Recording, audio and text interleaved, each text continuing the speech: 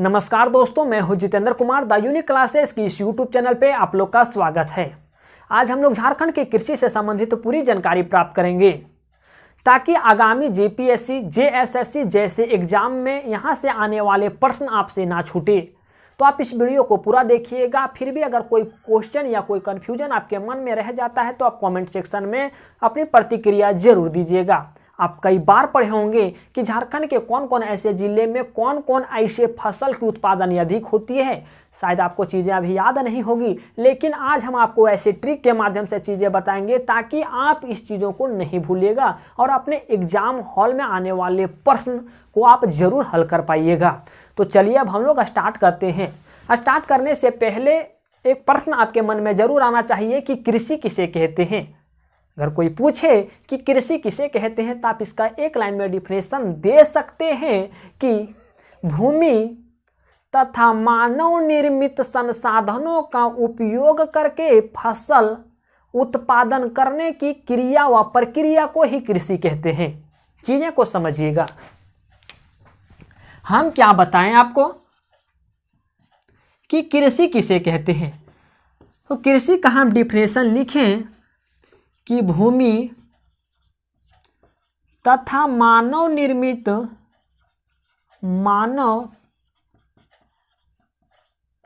निर्मित संसाधनों का उपयोग करके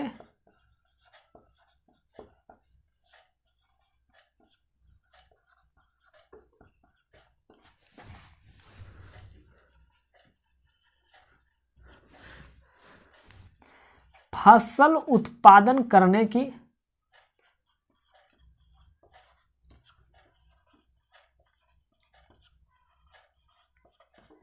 क्रिया व प्रक्रिया को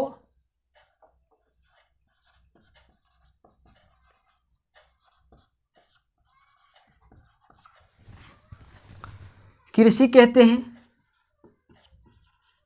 ठीक, चीजों को समझिएगा। भूमि पे ही तो खेती की जाती है, कृषि की जाती है, फसल उत्पादन की जाती है। जैसे गेहूं, धान, मक्का, मसूर, जौ, बाजरा, जितने भी आपके उद्दड़, जितने भी आपके आते हैं, मसूर, अरहर, मंडुआ, ये सारी भूमि पे ही तो उत्पन्न की जाती है। तो भूमि एक आवश्यक चीज है। तथा मानव निर्मित संसाधन, इस भूमि पे किसी भी फसल की उत्पादन करने के लिए औजार की जरूरत पड़ती है, जैसे कि हल, आप कह सकते हैं कुदाल। ये जो संसाधन आपके हल और जो कुदाल आते हैं वो मानव द्वारा बनाए जाते हैं, इसलिए हम लिख दिए हैं मानव निर्मित संसाधन, क्योंकि ये मानव द्वारा ही बनाया गया ये संसाधन है, इसलिए हम लिख दिए हैं मानव निर्मित संसाधन। ठीक है, तो यहाँ भूमि की अति आवश्यक हो जाती है और मानव द्वारा बनाए गए जैसे हल कुदाल की संसाधन की आवश्यक जरूर होती है। तो इसका डिफिनेशन इसलिए हम लिखे हैं कि भूमि तथा मानव निर्मित संसाधनों का उपयोग करके फसल उत्पादन करने की क्रिया व प्रक्रिया को कृषि कहते हैं। उम्मीद है चीजें आपको समझ आ गई होगी। या आप कई बार पढ़े होंगे कि झारखंड में 38 लाख हेक्टेयर पे कृषि कार्य करना संभव है। कृषि कार्य करना संभव है। ये 38 लाख हेक्टेयर जो है वो झारखंड के कुल क्षेत्रफल का 48% है। आप ये भी सीधे सीधे कह सकते हैं कि झारखंड के कुल क्षेत्रफल का 48% क्षेत्र में कृषि कार्य करना संभव है। ठीक है, प्रश्न ये आता है कि झारखंड के कुल क्षेत्रफल का 48% पे कृषि कार्य करना संभव है, तो क्या 48% भाग पे कृषि की जाती है? तो आपका जवाब होगा नहीं की जाती है। तो कितने पे की जाती है? तो 23% भाग पे ही सिर्फ खेती की जाती है, कृषि का काम किया जाता है। अब आपका प्रश्न ये भी आएगा कि क्या 23% भूमि पे ही क्यों खेती की जाती है? तो इसका सही जो सटीक जो जवाब है वो है कि यहाँ सिंचाई करने का उचित साधन नहीं है। क्यों नहीं है, प्रश्न ये भी आता है। चूंकि आपको पता है कि झारखंड एक पठारी इलाका है और झारखंड एक पठारी इलाका होने के कारण यहाँ की जल स्तर काफ़ी नीचे है और यहाँ बोरिंग करने में काफ़ी परेशानियाँ होती है और इसी कारण से यहाँ सिंचाई करने की उचित साधन उपलब्ध नहीं है। चीज़ें समझ आ रही है?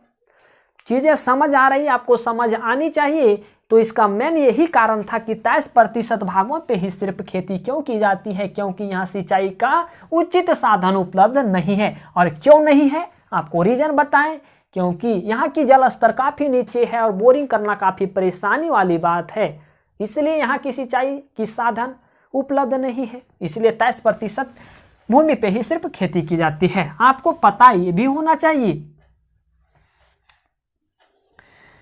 देखिए झारखंड में मानिए कि 100% जो लोग हैं झारखंड राज्य में निवास करते हैं, उसमें से 75.96% लोग गांव में निवास करते हैं।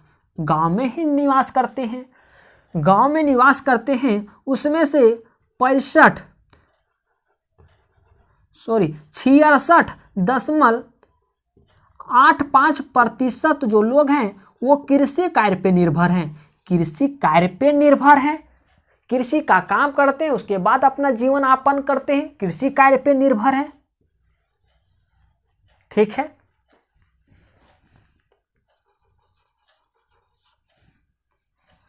एक पॉइंट आप और लिखिएगा कि जितने भी तकनीकी साधन है कृषि करने के, जितने भी तकनीकी साधन हैं वो हमारे एरिया में ऊबड़ खाबड़ होने के कारण हमारे जो यहाँ सतह है वो ऊबड़ खाबड़ है और जितने भी आधुनिक तकनीकी आए हैं खेती करने के लिए वो यहाँ उपयोग में नहीं लाए जाते हैं। क्यों नहीं उपयोग में लाए जाते हैं? क्योंकि यहाँ की सतह ऊबड़ खाबड़ है। क्या है? यहाँ की सतह ऊबड़ खाबड़ है। जैसा कि अगर आप हाल में ही देखे होंगे कि धान कटाई की भी मशीन आ चुकी है, धान कटाई की भी मशीन यहाँ ऊबड़ खाबड़ है। तो ऐसे में यहाँ जो आपके वर्तमान की तकनीकी जैसे काम करती है वो ये ऊबड़ खाबड़ जगहों पे वैसी तकनीकी काम नहीं करेगी।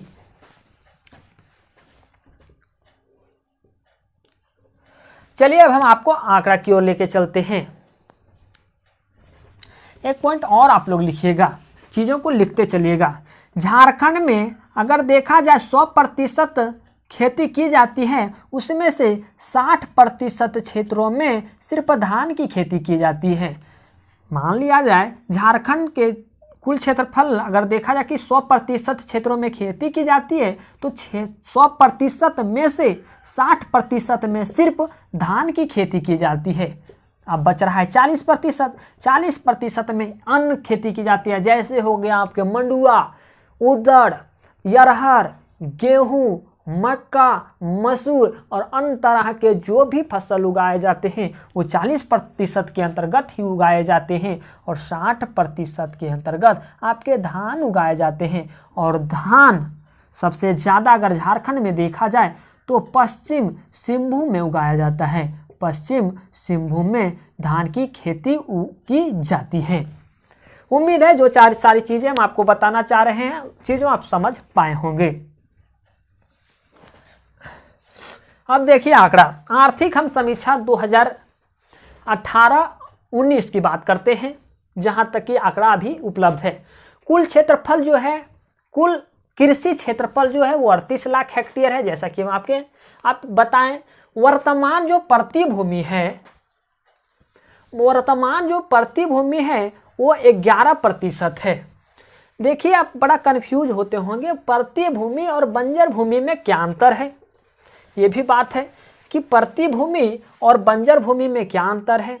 प्रतिभूमि का मतलब ये होता है कि साल में सिर्फ यहाँ एक फसल की ही उत्पादन की गई है, लेकिन प्रतिभूमि में पोषक तत्व उपलब्ध होते हैं। पोषक तत्व उपलब्ध होते हैं। अगर यहाँ खेती बराबर की जाए प्रतिभूमि में तो यहाँ फसल की उत्पादन होगी प्रतिभूमि में, क्योंकि यहाँ पोषक तत्व इस जमीन में, इस भूमि पे उपलब्ध होते हैं। लेकिन आपके जो होते हैं बंजर भूमि में पोषक तत्व उपलब्ध नहीं होते हैं, पोषक तत्व उपलब्ध होते नहीं हैं और यहाँ खेती करना मूर्खता है, क्योंकि अगर पोषक तत्व यहाँ उपलब्ध नहीं है तो यहाँ फसल की उत्पादन होगी नहीं। अगर फसल की उत्पादन होगी नहीं तो ऐसे में किसानों के लिए नुकसान होगा। तो चीजें अब समझ गई। प्रतिभूमि में पोषक तत्व होते हैं, यहाँ सिर्फ साल में एक फसल की जाती है, अगर अन्य फसल भी की जाए तो यहाँ उत्पादन होगी क्योंकि यहाँ पोषक तत्व उपलब्ध है। लेकिन बंजर भूमि मतलब यहाँ पोषक तत्व उपलब्ध है ही नहीं। बंजर भूमि हमारे राज्य में 7% है, प्रतिभूमि 11% है, वन भूमि 29% है। वन भूमि जो है वो 29% है, लेकिन किसी भी राज्य में कम से कम 33% वन होना चाहिए। 33% पे वन होना चाहिए, जो कि हमारे झारखंड में सिर्फ 29% है। कहीं ना कहीं अभी भी हमारे झारखंड राज्य में वनों की क्षेत्रफल में गिरावट जरूर है। 33 होना चाहिए, 29 है। निवल बोने योग्य जो भूमि है वो 36% है। निवल बोने योग्य कहने का मतलब कि वैसे भूमि जहां एक साल में 2 या 2 से अधिक फसल की उत्पादन की जाती है, वैसे भूमि को हम लोग निवल बोने योग्य भूमि कहते हैं। वैसे भूमि जिसमें एक साल में 2 या 2 से अधिक फसल की उत्पादन की जाती है, वैसे भूमि को हम लोग निवल बोने योग्य भूमि के अंतर्गत रखते हैं। प्रमुख फसल की उत्पादकता, आपको एक और लाइन बताना चाहें कि अगर झारखंड में देखा जाए तो खाद्यान्न की खेती अधिक होती है। खाद्यान्न की खेती 90% होती है। ठीक है, खाद्यान्न मतलब खाद्य पदार्थों की खेती 90% होती है। खाद्यान्न 90%। अरे खाद्य पदार्थ या तो क्या, नगदी फसल की उत्पादन जो होती है वो 4 से 6% में ही होती है। 4 से 6% ही होती है। मतलब खाद्य पदार्थों की झारखंड में उपज अधिक होती है, लेकिन नगदी फसलों की उपज 4 से 6% तो होती है। जो जितने भी सारी हम चीजें आपको बता रहे हैं, आप एक एक करके चीजों को लिखते चला जाइएगा। खाद्यान्न, सारी चीजों को यहाँ लिख देते, जगह कम होने के कारण। खाद्यान्न जो है, खाद्य पदार्थ जो है वो 2306 kg पर हेक्टेयर, अर्थात कहने का मतलब ये है कि 1 हेक्टेयर भूमि पे खाद्यान्न की खेती 2306 kg की उत्पादन की जाती है। 1 हेक्टेयर में 2306 kg की उत्पादन की जाती है। किसकी? खाद्यान्न की। और आपको पता, हम आपको अभी भी बताएं कि झारखंड में खाद्य पदार्थों की खेती अधिक की जाती है। खाद्य पदार्थों की खेती अधिक की जाती है।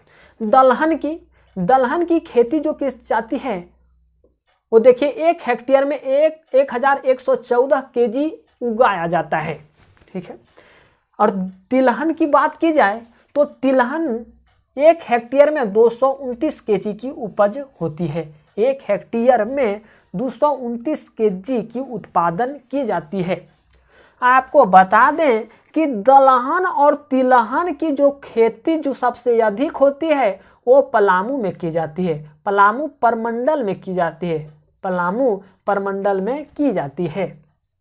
आपको हम आंकड़ा जिस समय बताएंगे उस समय देखिएगा कि पलामू एक ऐसा जिला है जहां सबसे अधिक फसल की उत्पादन की जाती है। सबसे अधिक फसल की उत्पादन की जाती है। यहाँ लगभग आपको हम ये बताएंगे 7 ऐसे फसल हैं जो सबसे ज़्यादा पलामू में उत्पादन की जाती है। मौसम के आधार पर फसल मुख्यतः 3 प्रकार के हैं: खरीफ फसल, रबी फसल और जायद फसल। खरीफ फसल, रबी फसल और जायद फसल। देखिए, खरीफ फसल को जून जुलाई में बोया जाता है और सितंबर अक्टूबर में काट लिया जाता है। तो क्या, अब आपका प्रश्न ये भी होना चाहिए कि इसका जो जून और जुलाई में ही खरीफ फसल की बुआई क्यों की जाती है? प्रश्न ऐसा भी होना चाहिए। इसलिए इसकी बुआई इसलिए क्यों की जाती है क्योंकि खरीफ फसल को पानी की आवश्यकता अधिक होती है और पानी की आवश्यकता अधिक होने के नाते जून जुलाई में खरीफ फसल की खेती की जाती है। और आपको पता है जून जुलाई और सितंबर अक्टूबर के बीच में ही पानी की मात्रा अधिक होती है, अधिक वर्षा होती है। तो अधिक वर्षा होने के कारण खरीफ फसल की खेती जून जुलाई में की जाती है और सितंबर अक्टूबर में काट ली जाती है। जैसा कि आप ध्यान दीजिएगा, मूंगफली को भी पानी की आवश्यकता होती है अधिक, मक्का को भी होती है, यहाँ धान को भी होती है, ज्वार बाजरा को भी होती है। अब हमारे झारखंड में खरीफ फसल को 2 भागों में बांटा गया है, आप इसे अवगत जरूर हैं। खरीफ फसल को हमारे झारखंड में 2 भागों में बांटा गया है, भदई फसल और यगहनी फसल। आप अगर सुने होंगे तो कहा जाता है कि, कहा जाता नहीं, देखा भी जा सकता है कि यगहन का जो महीना होता है वो किसानों के लिए बड़ा व्यस्त महीना होता है, बड़ा व्यस्त महीना होता है, ये सच्ची बात है, बड़ा व्यस्त महीना होता है। तो खरीफ फसल को झारखंड में 2 भागों में बांटा गया है, भदई फसल और अगहनी फसल। भदई फसल को मई जून में बोया जाता है और अक्टूबर में काट लिया जाता है, जैसे धान, मक्का, तिल, कोदो, ठीक है, तिल, कोदो। यगहनी फसल जून जुलाई में बोया जाता है, जून जुलाई में बोया जाता है और अक्टूबर नवंबर में काट लिया जाता है। देखिए झारखंड में अगर देखा जाए तो भदई फसल 20.26% उगाया जाता है, यगहनी फसल 69.75% उगाया जाता है, ठीक है। अब आता है रबी फसल। रबी फसल को नवंबर दिसंबर में बोया जाता है और मार्च अप्रैल में काट लिया जाता है, मार्च अप्रैल में काट लिया जाता है। आपका प्रश्न ये भी होना चाहिए कि रबी फसल को नवंबर और दिसंबर में ही क्यों बोया जाता है, क्योंकि ऐसे फसल यहाँ उगाए जाते हैं जिनको ठंड की आवश्यकता होती है, ठंड की आवश्यकता होती है, ठंडी वायु की आवश्यकता होती है। तो ऐसे फसल जिनको ठंड की आवश्यकता होती है उनको नवंबर दिसंबर में बोया जाता है, मार्च अप्रैल में काट लिया जाता है। और ये सारे के सारे फसल जिनको ठंड की जरूरत होती है वो रबी फसल के अंतर्गत आते हैं, जैसे गेहूं, अभी का ही टाइम देख लीजिए, चना, दलहन, तिलहन। हम आपको बताएं गेहूं की अभी खेती की गई है, जैसा कि अभी ठंडा दिन है, अभी ये वीडियो जो रिकॉर्ड हो रहा है आपका जनवरी का समय चल रहा है, तो ठंडा का ही टाइम है। गेहूं, चना अभी ही लगा हुआ है। दलहन में अगर बोला जाए तो अरहर को देख लीजिए, तिलहन में भी देख लीजिए, ठीक है। और देखिए रबी फसल में जो सबसे सर्वप्रमुख फसल होता है वो गेहूं का फसल होता है। क्या होता है? गेहूं का फसल होता है। और खरीफ फसल में जो सर्वप्रमुख जो फसल होता है वो धान की फसल होती है। और हम आपको बताएं कि झारखंड के कुल कृषि क्षेत्र में 60% पे सिर्फ धान की खेती की जाती है। रबी फसल की खेती 9.20% पे की जाती है। अब आता है जायद फसल। जायद फसल मार्च अप्रैल में बोया जाता है, जून जुलाई में इसे काट लिया जाता है। और झारखंड में इसकी मात्रा बहुत कम है, इससे सिर्फ 0.73% पे ही उगाया जाता है। जायद फसल के नाम पे अगर देखा जाए तो हरी सब्जियों को उगाया जाता है, जो गर्मी के दिन में हरी सब्जियां उगाई जाती है। अगर आमतौर पे बोले, अगर आप इससे अवगत हो तो कह सकते हैं जेठुआ, जेठुआ कहते हैं लोग स्थानीय भाषा में, ठीक है, स्थानीय भाषा में इसे जेठुआ कहते हैं। तो हरी सब्जी को जो उगाया जाता है मार्च अप्रैल में, वो जायद फसल के अंतर्गत आती है, जायद फसल के अंतर्गत आती है। अब आपका प्रश्न ये भी होना चाहिए कि जायद फसल मार्च अप्रैल में ही क्यों उगाया जाता है और जून जुलाई में ही क्यों काट लिया जाता है? बताइए, इस समय ना ऐसी सब्जियां को और ऐसे जायद फसल को गर्म हवा की आवश्यकता होती है, गर्म हवा की आवश्यकता होती है। और आपको पता होना चाहिए कि मार्च और अप्रैल में लू चलती है, और लू चलती है मतलब गर्म हवा तो मिल जाती है ऐसे फसलों को। और जब ऐसे फसल जिनको गर्म हवा की आवश्यकता होती है, ऐसे फसल को हम लोग जायद फसल के अंतर्गत रखते हैं, ठीक है। जायद फसल के अंतर्गत हरी सब्जियां की एक अहम भूमिका होती है। अगर बात करें, एक पॉइंट में आप लिख लीजिएगा, शायद हम बाद में भूल जाएं, स्थानीय कृषि को झारखंड में, राज्य में स्थानीय कृषि को खल्लू के नाम से जाना जाता है, खल्लू के नाम से जाना जाता है, खल्लू के नाम से जाना जाता है। कुछ पॉइंट है। सबसे अधिक दलहन और तिलहन की खेती पलामू प्रमंडल में की जाती है, हम आपको पहले ही बता दिए हैं। साथ ही सिंचाई करके सब्जियां भी उगाई जाती है, मतलब यहाँ जायद फसल की भी खेती की जाती है।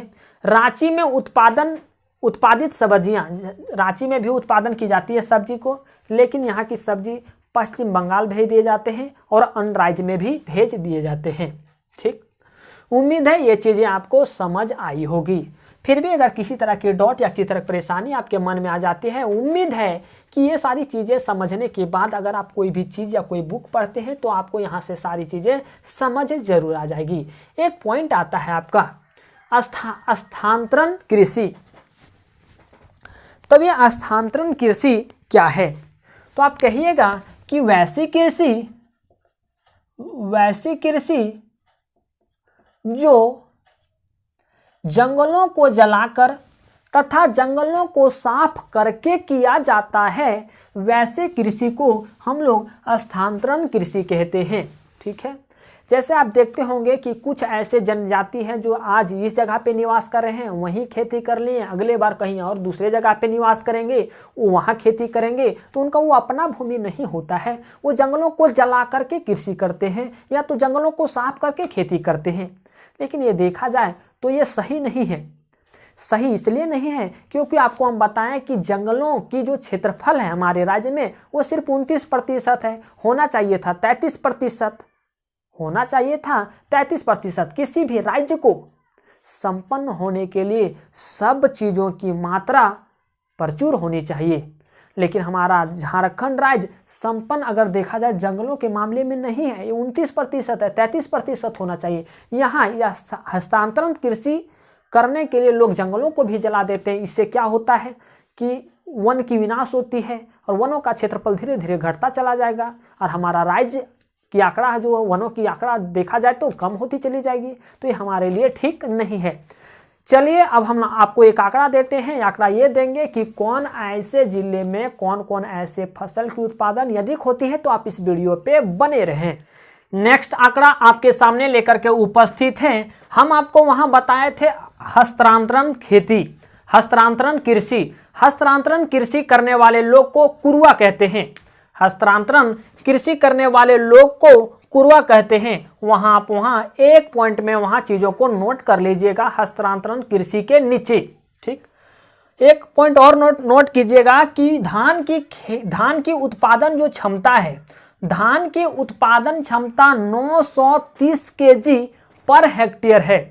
धान की उत्पादन क्षमता 930 केजी पर हेक्टेयर है। अब हम आपको बताते हैं कि कौन ऐसे जिला में कौन ऐसे फसल की उत्पादन क्षमता अधिक है, कौन ऐसे जिला में कौन ऐसे फसल की उत्पादन अधिक होती है। ठीक है, देखिए धान, आप ये सारी चीज़ों को देखकर डरे नहीं, हम इसके लिए आपको ट्रिक देंगे कि कौन ऐसे जिला में कौन कौन ऐसे फसल अधिक मात्रा में उपज की जाती है। पहले देखिए धान सिंहभूम में सबसे ज़्यादा धान की उत्पादन होती है। आप यहाँ एक क्रम में लिखवा दिए हैं कि धान की सबसे अधिक उपज सिंहभूम में होती है, उसके बाद दुमका में होती है, उसके बाद रांची में होती है, उसके बाद हजारीबाग में होती है। आप यहाँ सीधे सीधे अगर याद रखना चाहें तो यहाँ प्रश्न ऐसा भी पूछता है कि सबसे ज़्यादा धान की उत्पादन कौन से जिले में होती है, तो आप कम से कम सबसे अधिक जहाँ उत्पादन होती है जैसे पश्चिमी सिंहभूम में होती है, तो कम से कम आप पश्चिमी सिंहभूम याद रख लीजिएगा। बाकी ये क्रम में आपको याद रखना है। अगर ये पूरे क्रम को याद नहीं रख पाते हैं तो कम से कम जहाँ सबसे अधिक उत्पादन होती है वो चीज़ों को आप लोग याद रख लीजिएगा। धान की सबसे अधिक उत्पादन पश्चिमी सिंहभूम में होती है। इससे रिलेटेड हम कुछ पॉइंट भी लिखवा दिए हैं। देखिए, यह झारखंड की प्रमुख फसल है, प्रमुख फसल है। हम आपको कई बार बताएं कि झारखंड के कुल कृषि योग्य क्षेत्रफल में सिर्फ 60% क्षेत्रों में धान की खेती की जाती है, तो यह तो प्रमुख फसल है ही। यह झारखंड की प्रमुख फसल है, सबसे अधिक उत्पादित होने वाली फसल है और ये पश्चिमी सिंहभूम में इसका उत्पादन सबसे अधिक होता है। चना की उत्पादन सबसे ज्यादा पलामू में होती है, फिर गोड्डा में होती है, फिर हजारीबाग में होती है, फिर साहेबगंज में होती है। अगर सबसे ज़्यादा पूछे चना की खेती कहाँ होती है तो पलामू में होती है। इससे रिलेटेड कुछ पॉइंट लिखवा दिए हैं। चना का सर्वाधिक उत्पादन पलामू में किया जाता है, जो कि आपको ये पॉइंट रटने की बात नहीं है। अगर आप इस आंकड़ा को समझ पा रहे हैं, हम इस आंकड़ा में उसी चीज को घटते क्रम में लिखाए हैं। जैसे पलामू में सबसे ज़्यादा चना की खेती होती है, उसके बाद गोड्डा में होती है, उसके बाद हजारीबाग में होती है, उसके बाद साहेबगंज में होती है। तो हम यही चीज़ लिखाए हैं कि चना की खेती पलामू में सबसे अधिक किया जाता है, जो कि आपको यहाँ भी दिख रहा है। मसूर की खेती सबसे अधिक पलामू में होती है, फिर हजारीबाग में होती है, फिर चतरा में होती है, फिर कोडरमा में होती है। तो मसूर का सर्वाधिक उत्पादन पलामू में किया जाता है। नेक्स्ट है मक्का की उत्पादन सबसे ज़्यादा पलामू में होती है, फिर हजारीबाग में होती है, फिर गिरिडीह में होती है, फिर साहेबगंज में होती है, फिर गोड्डा में होती है। और राज्य में उत्पादन की दृष्टि से इसका दूसरा स्थान है। हम आपको ये चीज़ें बताएंगे कि पूरे झारखंड में कौन ऐसे फसल की उत्पादन सबसे अधिक होती है, दूसरे नंबर पे किसकी होती है, तीसरे नंबर पे किसकी होती है, चौथे नंबर पे किसकी होती है। जौ की उत्पादन सबसे ज़्यादा पलामू में होती है, उसके बाद साहेबगंज में होती है, फिर गोड्डा में होती है, फिर हजारीबाग में होती है। पलामू में इसका उत्पादन सबसे अधिक होता है, जैसा कि आपको दिख रहा है। नेक्स्ट है अरहर की खेती पलामू में सबसे अधिक होती है, फिर रांची में होती है, फिर हजारीबाग में होती है, फिर गुमला में होती है, फिर लातेहार में होती है।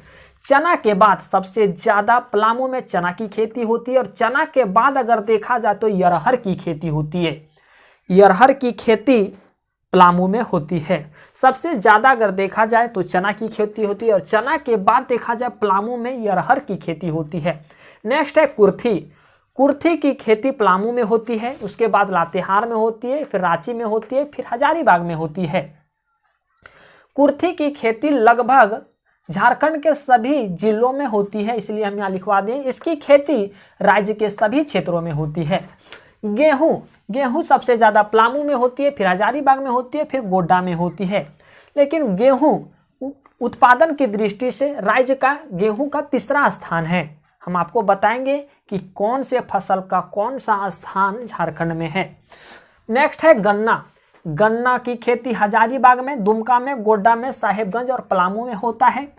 यह राज्य की नगदी फसल है। पूरे झारखंड में उत्पादन की दृष्टि से गन्ना का चौथा स्थान है। नगदी फसल क्या होता है? तो नगदी फसल का उद्देश्य होता है कि नगदी फसल को उत्पादन करके इसका निर्यात करना या तो इसको बेचना और वहां से आय प्राप्त करने का उद्देश्य नगदी फसल से होता है। अर्थात सीधे सीधे कह सकते हैं कि नगदी फसल उगाने का मेन मकसद यहाँ से लाभ कमाना होता है। गन्ना। नेक्स्ट है ज्वार बाजरा हजारीबाग, रांची, सिंहभूम, गिरिडीह और संथाल परगना में होती है। ज्वार बाजरा की खेती सबसे ज़्यादा हजारीबाग में होती है। हम सारी चीज़ों को अभी हम आपको याद भी करवाएंगे ट्रिक के माध्यम से, वीडियो पे बने रहें। नेक्स्ट है मंडुआ जो है रांची में सबसे अधिक होती है, उसके बाद गुमला में होती है, उसके बाद हजारीबाग में होती है, उसके बाद गिरिडीह में होती है। यहाँ लिखवा दिए हैं कि मंडुआ की उत्पादन सबसे ज़्यादा रांची में होती है।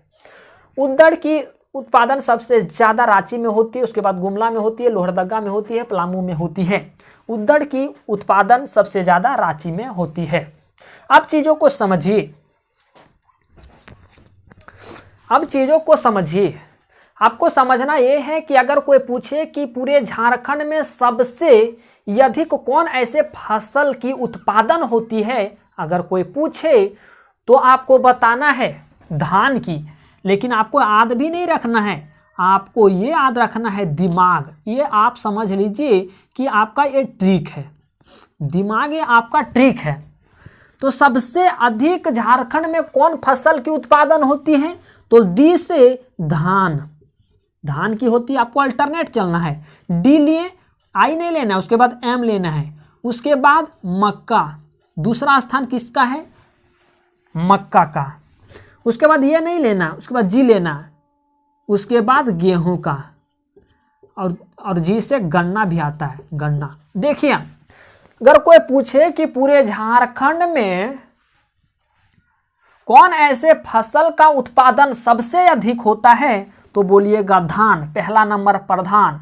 दूसरा नंबर पे पूछे तो मक्का, तीसरा नंबर पे पूछे तो गेहूं, चौथा नंबर पे पूछे तो गन्ना। ठीक है, अब ये चीजों को आप लोग याद रखिएगा। दिमाग, एक ट्रिक है दिमाग। उसके बाद जितने प्रश्न आते हैं, पहला नंबर का पूछे, दूसरा नंबर का पूछे, तीसरा नंबर का पूछे, चौथा नंबर का पूछे, आपको अब भूलना नहीं है दिमाग। ये आप ट्रिक है, और ट्रिक याद रखने वाली चीज ही अब नहीं है। दिमाग तो सबके पास है, दिमाग का यूज तो सब करते हैं। अब ट्रिक, ये चीजें लिख लीजिए। अब एक ट्रिक है, आप यहाँ नोटिस किए होंगे कि पलामू में बहुत ऐसे फसल हैं जो पलामू में सबसे ज्यादा उत्पादन किए जाते हैं। तो इसके लिए ट्रिक क्या है? पलामू में 7 ऐसे फसल हैं जो सबसे अधिक उत्पादित किए जाते हैं। तो कौन कौन है? एक ट्रिक पहले लिखिए, ट्रिक के माध्यम से देखिए। ट्रिक है चिराग मुर्मू झारखंड का है।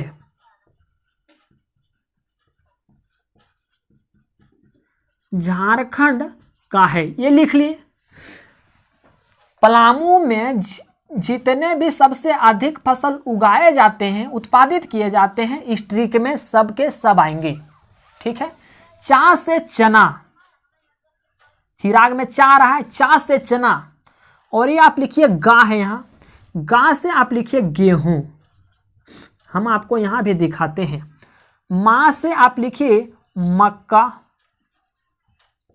एक और मां से आप लिखिए मसूर, जा से लिखिए जौ, ये से लिखिए यरहर, झारखंड में जे आ रहा है और ये भी आ रहा है, यरहर। और के से लिखिए आप कुर्थी। क्या लिखना है आपको? के से लिखना है कुर्थी। तो अब देखिए, एक चना देते हैं, दूसरा ये है, तीसरा ये नंबर देते हैं, चौथा ये नंबर देते हैं, पांचवा में जौ, छठा में अरहर और सातवां में कुर्थी। आप इस ट्रिक के माध्यम से नोटिस कीजिएगा। हम क्या बताएं कि पलामू में सबसे अधिक उत्पादन 7 फसलों की जाती है। और 7 फसल को कैसे याद रखिएगा? ट्रिक है चिराग मुर्मू झारखंड का है, ट्रिक है। तो चा से चना, ट्रिक आपका बता रहा है कि चना की उत्पादन सबसे अधिक पलामू में होती है। तो चना की सबसे अधिक उत्पादन पलामू में हो रहा है, चना की पलामू सबसे फर्स्ट है। अब आता है गेहूं। देखिए गेहूं की भी पलामू में सबसे अधिक उत्पादन की जाती है, पलामू में सबसे अधिक उत्पादन की जाती है। मां से आपका आ रहा है मक्का, मक्का में भी पलामू सबसे अधिक है। मसूर में भी पलामू होगा, मसूर कहाँ है? मसूर में भी पलामू है। जैसे जौ, जौ में भी सबसे अधिक पलामू है। ये से यरहर, यरहर में भी पलामू है। और के से कुर्थी, कुर्थी में भी पलामू है। हम आपको यहाँ 12 फसल लिखाए हैं, उसमें से आपका 7 अब तो क्लियर हो गया कि पलामू में 7 ऐसे फसल उगाए जाते हैं जो कि आपको ट्रिक में दिखाई दे रहे हैं। ठीक है, अब 7 आपका क्लियर यहीं से हो जाता है, अब आपको याद रखने की जरूरत नहीं है। अब आता है कि हजारीबाग, 7 यहाँ से क्लियर हो रहा है। अब देखिएगा कि हजारीबाग में कौन कौन ऐसे फसल सबसे अधिक उगाए जाते हैं। तो आपको यहाँ से याद रखना है ज्वार बाजरा, ज्वार बाजरा और गन्ना। 7 को हम पहले क्लियर किए, यहां से 2 आ गया तो हो गया 9। ठीक है, अब आता है रांची में कौन कौन ऐसे सबसे अधिक फसल उगाए जाते हैं। तो आपको याद रखना है मंडुआ और उद्दड़। यहां से भी 2 आ गए तो 9 और 2 11। ठीक है, टोटल लिखा है 12। तो आपको एक धान तो याद रखने की चीज ही नहीं है, धान सबको याद होगा कि पश्चिमी सिंहभूम में सबसे ज्यादा उत्पादित किया जाता है। ठीक, अब हम आपको बता रहे हैं रांची में 2 ऐसे फसल हैं जो सबसे अधिक उगाई जाते हैं, जिससे मंडुआ रांची में फर्स्ट आ रहा है। उद्दड़ रांची में सबसे अधिक उगाया जाता है। हजारीबाग में ज्वार बाजरा हजारीबाग में सबसे अधिक है। गन्ना में हजारीबाग है। और आपका धान पश्चिमी सिंहभूम। तो आप ट्रिक के माध्यम से 7 आपका यहाँ कवर हो जाता है। 2-2 करके आप यहाँ याद रख लीजिएगा। धान तो आपको याद रखना नहीं है। और अगर कोई पूछे कि पूरे, हम यहाँ तो डिस्ट्रिक्ट वाइज बताएं कि कौन ऐसे डिस्ट्रिक्ट में कौन ऐसे फसल सबसे अधिक उगाए जाते हैं, अगर पूरे झारखंड में पूछ दे तो दिमाग ऐसा ट्रिक आपको उपयोग में लाना है। दिमाग अगर को आप याद रख लेते हैं तो धान, यहाँ से आप नोटिस कर पाएंगे कि सबसे ज़्यादा धान की खेती झारखंड में की जाती है। दूसरा नंबर पे मक्का की जाती है। तीसरा नंबर पे गेहूं की जाती है। चौथा नंबर पे गन्ना की जाती है।